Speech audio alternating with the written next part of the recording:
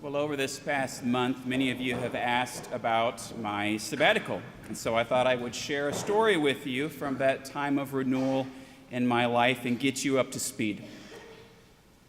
It was about the middle of August, and Amanda and I ended up planning a spur-of-the-moment, week-long canoe trip to the Boundary Waters. It was just the two of us. Unbelievably, it turned out to be sunny and 82 degrees every day. There was a light wind, the lakes were crystal clear and blue, and the water tasted clean and crisp. And we moved a short distance every day, making a new camp each night. We crossed stretches of water and clambered through deeply wooded portage trails, and in the afternoons we would swim, and we would take a sunbath to dry off afterwards. We'd wave at fellow travelers passing by. And in the cool evenings, we drank spiced tea and watched the sunset as a blanket of stars unfurled overhead. It was our first wilderness trip together ever, and it was the longest stretch alone we have had together since having children. It was exquisite, to say the least. Well, on the last day, we loaded the canoe, and Amanda cheerfully looked at me and said, "Gosh, I'm having such a great time. I could see doing this a lot when we get older. It's so wonderful to be out here in the silence in this place, just disappeared and off in our own little world and seeing all this beauty I've loved this week so much." Oh, obviously, I was overjoyed to hear this. I quickly reminded her I'd never had a week in the Boundary Waters where it was sunny and 82 every day. There wasn't even one drop of rain. Usually it's much different. It's often cold and wet, buggy and stormy, the sun being the exception rather than the rule. Well, after we had returned to civilization, we were sitting in a restaurant in Grand Marais, and I could see Amanda looking out the window and reflecting. She noticed how affluent its yachting community was. High-end, brand-name apparel assimilated the crowds that shuffled by on the sidewalk. Cars busily moved back and forth in the tourist high season in congested streets. Our cell phones began alerting us of all of our missed texts and voicemail messages. It was such a sharp contrast to the people and place we had just been immersed in. "Huh," said Amanda. "I don't feel like I want to be here. I really felt more at home this last week in the woods. I don't want to go back. I know we need to go home, and I love my children and our life in Appleton. I love it there, but when we're canoeing, I guess it just kind of felt more like me. Maybe it's the introvert in me, but I just really deeply reject this over-busy, non-stop, jam-packed life that just seems to be thrust on us like some kind of norm. It requires so much stuff." So as a leader of wilderness trips, I have seen this reflecting happen in people of all ages. After the week of wandering has ended and maybe we're in the van on the way home or our first night with a real bed, there's a sense of emerging from one life to another. We have encountered a wilderness time, and we cross over from one chapter of existence into a new chapter of life. And we are separated from our old life in some way because we now lead our life anew. It's as if you stand outside of yourself and the life you always have known. It can be disorienting, it can be confusing, but it can be so deeply meaningful and ripe for prioritizing that which is most important. For one way or another, one time or another, most everybody has to ask, what has this wilderness time taught me? How am I different? How has it changed me? And how will I be in my life moving forward?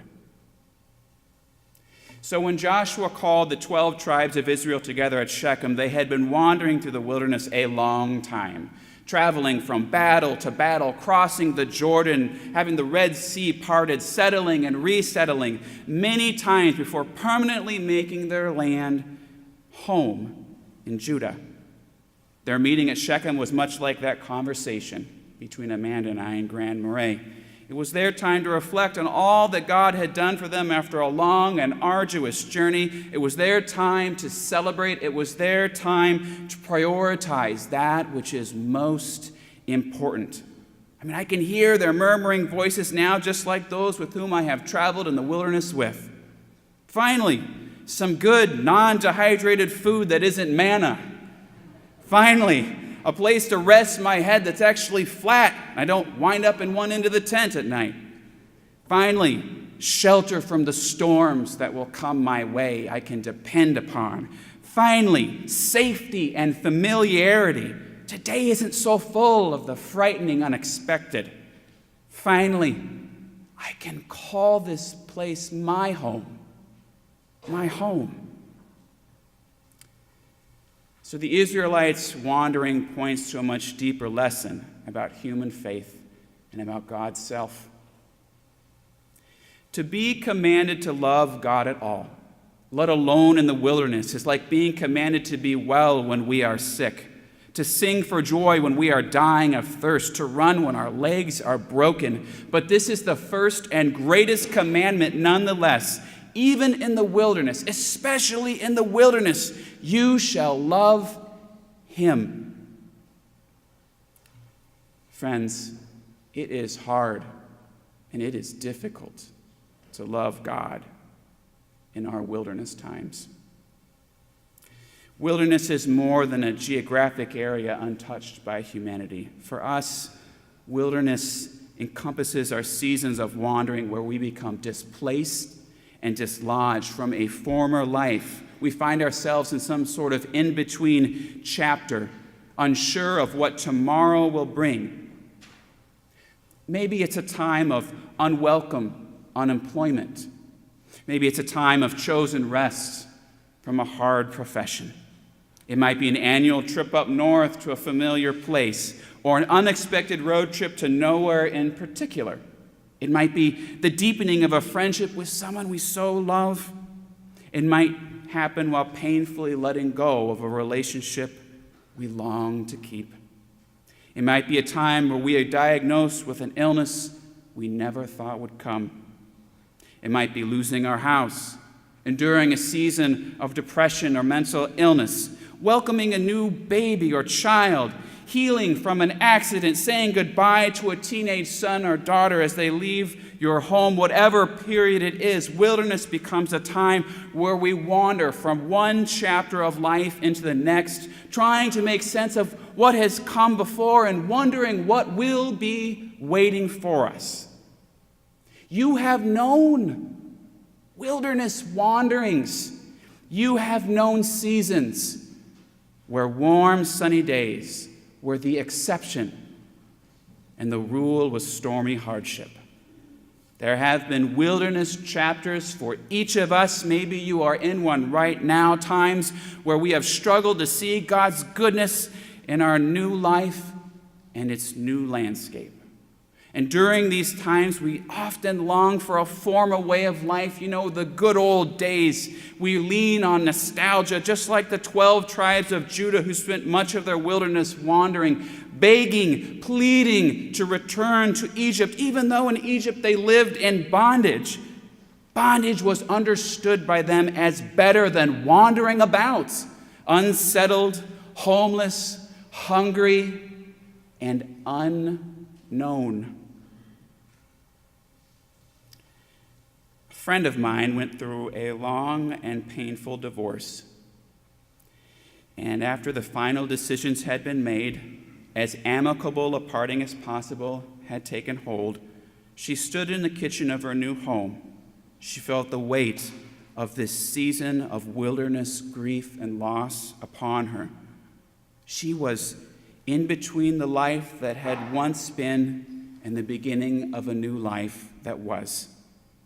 But this life, this new life, had come about through circumstances she never wanted, that she did not ask for, full of a pain she recoiled from. And she knew she had a choice to make. She had a decision. So she picked up a Post-it note and wrote simply, I choose love. She stuck it on her refrigerator door, and it remains there to this day. This note for her, in so many ways, serves as her liturgy. It's the one way she renews her covenant to invite the love of God into her life and celebrate the life that is, even though it wasn't welcome in the first place. She uses this as her liturgy to covenant, to have faith, to trust in God's goodness, and be so courageous and bold despite such hardship. This small post-it note helps her to remember, helps her to celebrate, helps her to move forward into a new landscape. I have to ask, what is your liturgy? Where are your notes? How have you sought to renew your covenant with love with God? Do you say grace at the table? Do you worship regularly? Do you pray fervently? What is your liturgy to renew and recommit your labors to the one who has unfailingly committed and loved you? How do you gather together like the 12 tribes to remember, to celebrate, and to renew your covenant with love and with life and with hope? Where is your formal covenanting liturgy in life?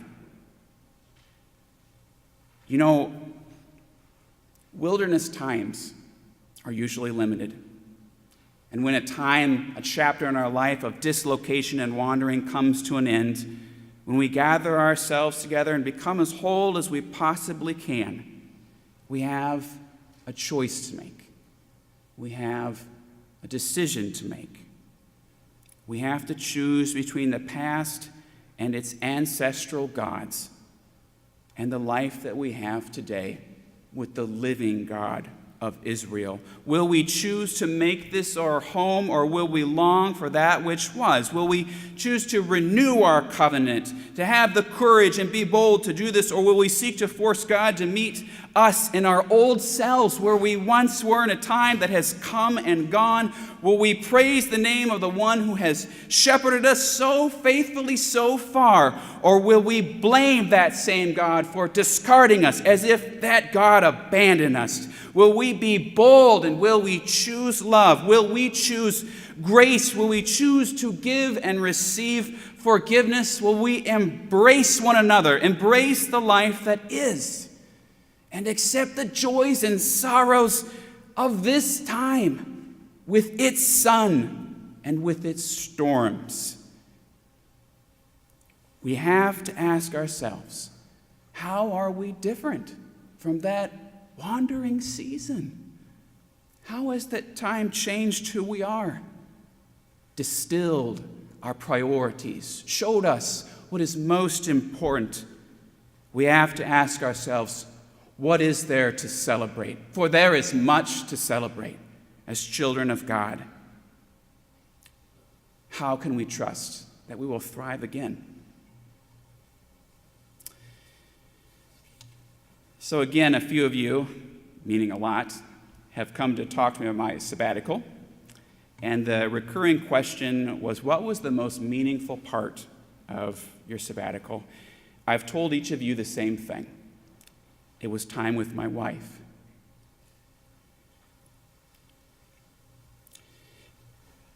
In these past 5 years, our marriage has endured a long wilderness time, a season of hardship and struggle. There was the great fear and concern over the lesion in my son's brain and the brain surgery he had at a young age. There was the pain of my losing the ability to walk and the reconstruction of my lower back. There were 3 miscarriages and the grief that each one brought. There was Amanda's health struggles. And somehow in this time, this wilderness time, everything just piled on top of each other and dislodged us from a joy and connection that we once knew. Maybe you can remember a time like this if you have ever loved someone over a long period of time and endured the seasons that life brings to all of us. Maybe you know this wandering.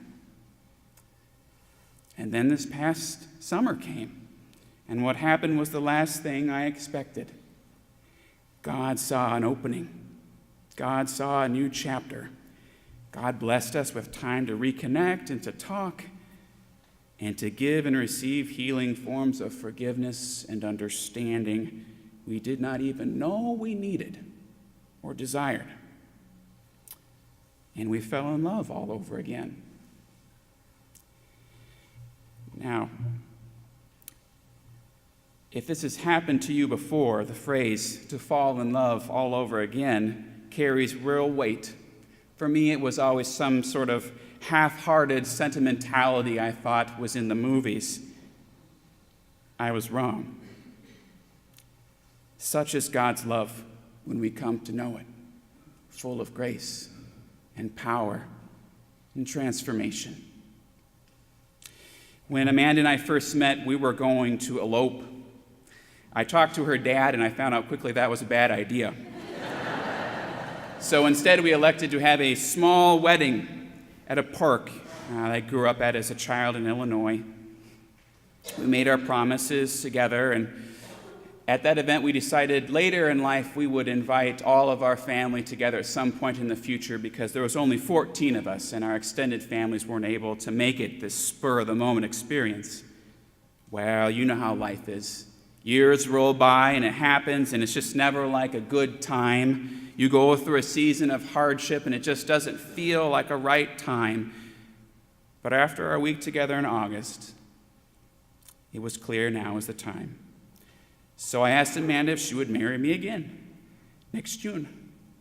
And we could have a renewal of vows service and invite our families from all across the country and have a big to-do. I'm not for sure she ever said yes, but she did buy a beautiful white dress. So I'll take that as a yes. And we have spent many hours making fancy invitations, polling our families for the best date. You may know how that goes. Making an itinerary, visiting hotels, thinking about the worship service and its music, what it will be like. I am so excited for the chance to renew one of the most critical and important covenants, if not the most important covenant I have never ever made with another human being in my life. I'm excited to lift it up high and formally declare my intentions once again. Celebrate all that has come and remember and recommit, trusting in God's love. Why am I telling you this? I want you to see that as your pastor, I am a fellow wilderness wanderer.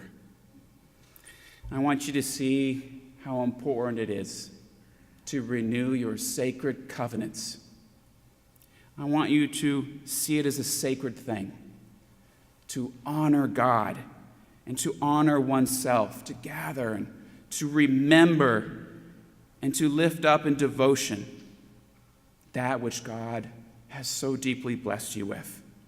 I want you to see how important it is to redeclare to God a great love and to ask for God's continued blessing. So for me, this renewal means having the wedding we never did. For you, maybe this means writing your partner a love letter or celebrating an anniversary. Maybe it means regularly calling an old friend and catching up. Maybe it's inviting those you consider as family into your home for an old or a new tradition. Maybe it's choosing to pray or study more about your faith. Maybe it's about seeking real forgiveness where you have wronged another. Maybe it's choosing a healing form of forgiveness to offer those who have harmed you. Maybe it's volunteering with those who need your time and talents. There are so many ways you could choose to renew your covenant with Yahweh, the one who is love and through whom all love is given. So friends, hear this. There is no landscape where the God of Israel is not sovereign. There is no mountain too high nor sea too deep to be beyond the redemptive work of Jesus Christ. God's covenant and God's presence endures. The love of God remains. In every season we find ourselves, God is actively renewing God's covenant with us. For there is renewal in remembering, there is renewal in celebrating, there is renewal in the wilderness, and there is renewal in this moment right now in this room. Our living and still speaking God is working here in our midst. Praise be to that God. Let us be bold. Let us have courage. Let our tribe gather together at a meeting place and scrawl our words of devotion on a sacred tablet. Let us lift them high on a holy mountain in the face of all that frightens us or our temptations. Let us show the world so all can see and all can proclaim. As for me and my house, we shall serve the Lord. So choose love, choose joy, choose life. Covenant once again with the Lord God Almighty. Amen.